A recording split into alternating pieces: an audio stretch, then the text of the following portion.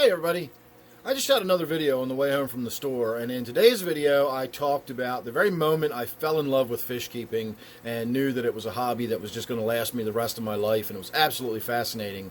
Unfortunately, when I got home and uploaded the video, I found out that as we were heading away from the sun, we got a lot of unfortunate blaring light shining in the camera and a lot of flickering light. So out of an absolute abundance of caution, I'm going to say anybody that suffers from seizures or has any kind of adverse reaction to flashing, flickering lights, strobe light effects, anything like that, this may not be the video for you. So keep that in mind. Otherwise, this is just a video of me telling a story about the very moment I fell in love with fish keeping. So I apologize for the flashing, flickering light, but there wasn't a lot I could do about it. It's just the afternoon setting sun. So thanks for watching this, and I'll see you real soon in the next one. Hey everybody, I'm on my way home from the store, and I was just thinking about some of my early days in fish keeping, and I thought I would just tell a little story about when I absolutely fell in love with fish keeping and what really did it for me. The moment I knew that I was just obsessed with the hobby of fish keeping.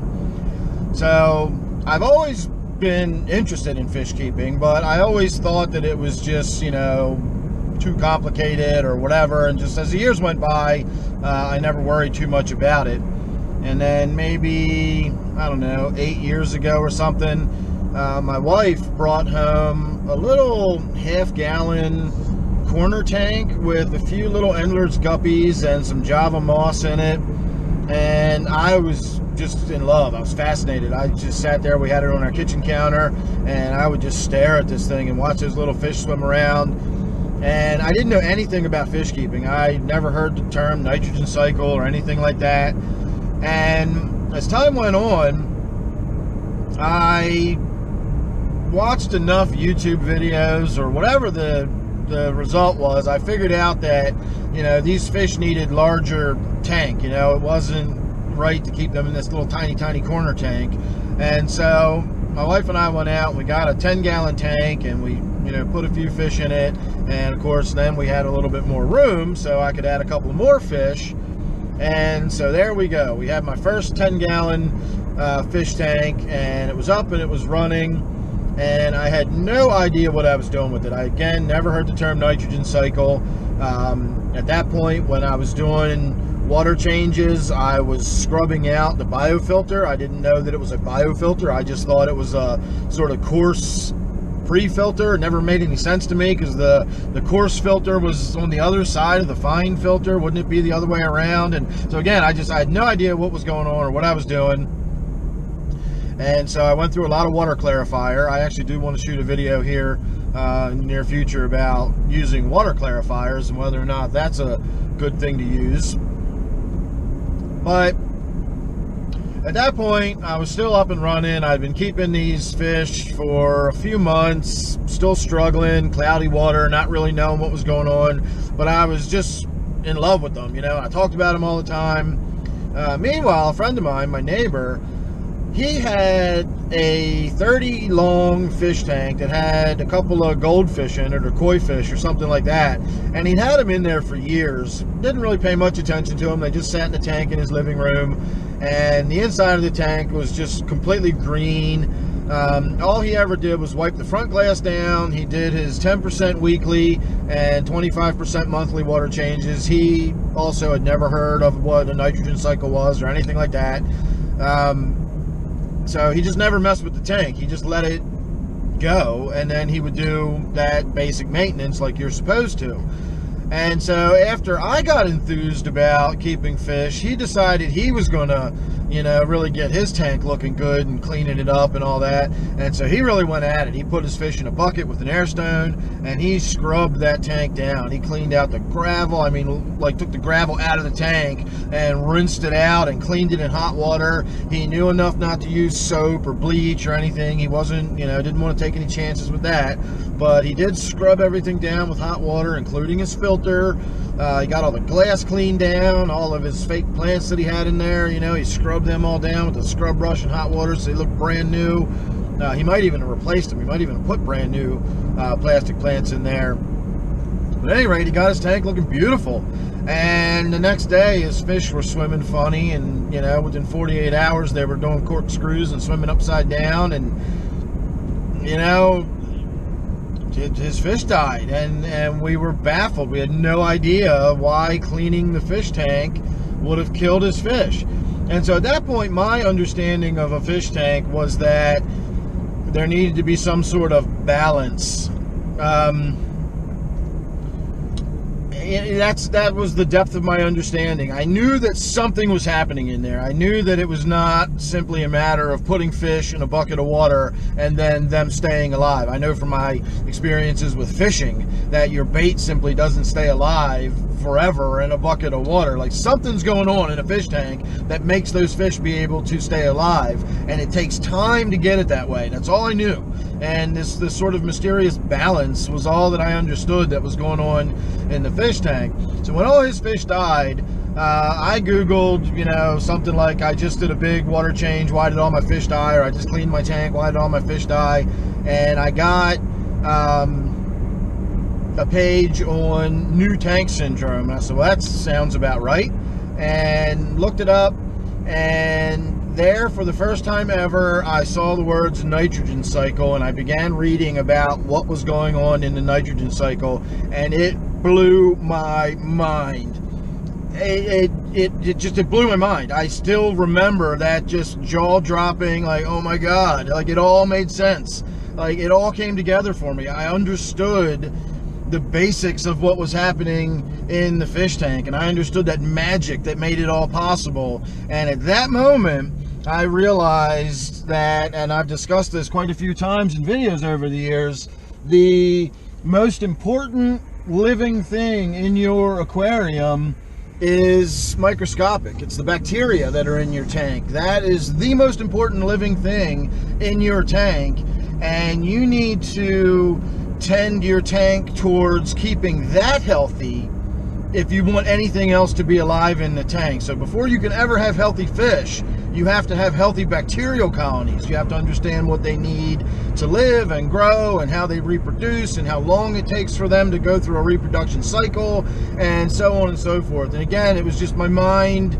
It was like turning over a rock and finding a whole new civilization living underneath of there, you know, not just some undiscovered species, but like some advanced civilization was under there. It just blew my mind, and it became the most fascinating hobby I could ever imagine. You know, I've been fishing ever since I was a kid.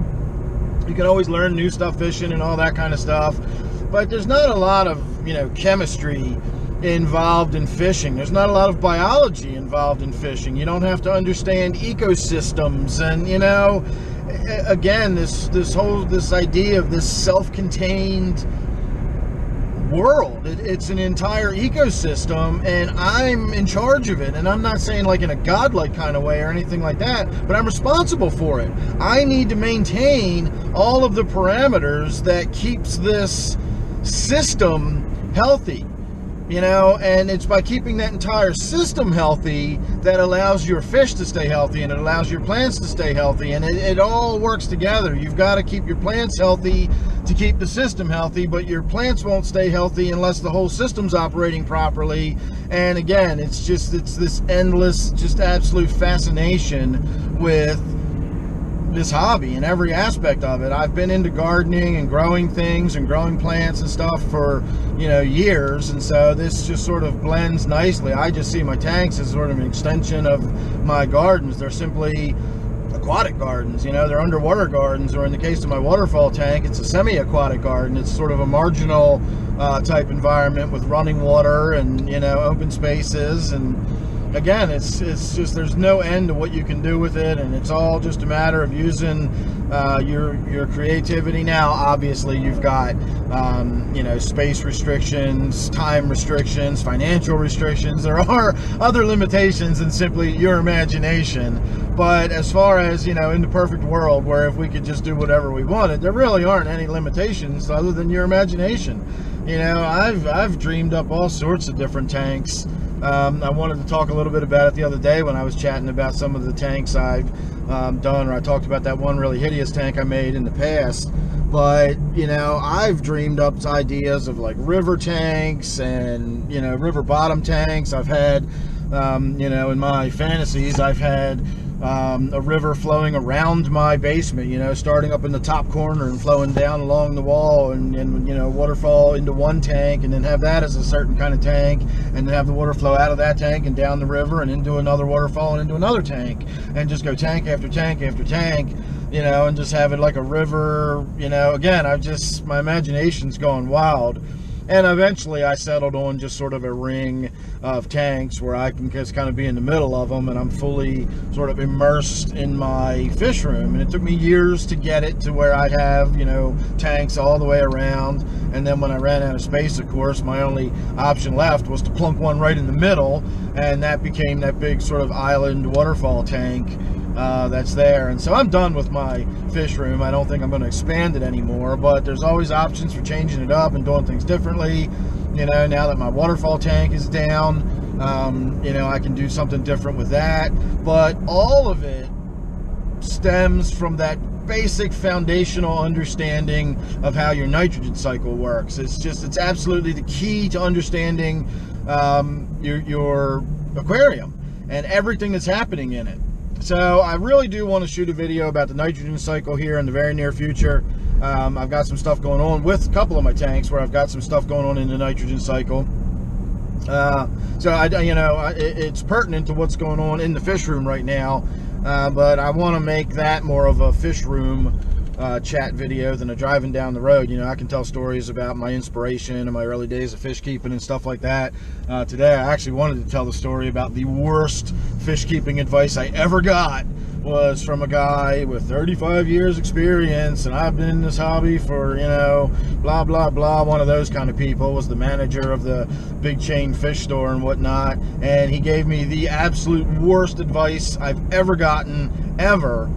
And it was so bad that even having zero experience with saltwater, this was for the brief little stint I did with saltwater back in the day, but even having no experience with saltwater, what he was saying just didn't sound right, and it just sounded so not right to me that I went home and Googled it before I took his advice, and I found out that I'm really glad I didn't, because it would have absolutely wiped out my entire tank without question. And again, all of that, actually, that was a nice tie-in. Actually, now that I'm thinking about it, it revolved around the nitrogen cycle and curing some live rock for my marine tank. And the live rock in a marine tank is the equivalent of our biosponge or what have you in our freshwater tanks, where all the living bacteria that deals with the nitrogen waste products like the ammonia and the nitrite, you know, we have bacteria that lives on those biosponges, or it lives on the ceramic rings, or it just lives in our tanks in general. In a marine environment, all of that same stuff happens in a similar way, but it's different species of bacteria, and instead of living in the filters in the marine aquariums, they actually live in the live rocks. And those, you know, that porous rock like that is where all those you know, microorganisms live that deal with all of the waste products and so on and so forth. So if anybody wants to hear that story, I'm not going to get into it now, because we are about a block from my house, and that's also you know, I know most of my viewers are freshwater, not marine. And so if you do want to hear about that, you know, again, I'll be talking a little bit about the way a marine tank gets cycled and so on and so forth. But absolute worst advice I ever got, ever. And it was from a guy with 35 years experience. So another topic I'd like to talk about, if anybody's interested in my thoughts on this one, is when I hear somebody tell me about their 35 years experience, my first thought is, do you have 35 years experience keeping fish, or do you have 35 years experience selling fish? Because there's a difference between how you approach the hobby when you're a salesman versus when you're a hobbyist. So that's another topic that if anyone is interested in hearing about, you know, again, let me know. And once again, if you like this kind of video, let me know. I could do these all day long. I can just rattle off topics of thought and things I can think about and so on and so forth. So if you're interested in this kind of stuff, make sure you're subscribed. Make sure you let me know. Give me the old thumbs up and all that good stuff, and I will catch you all on the next one. See ya.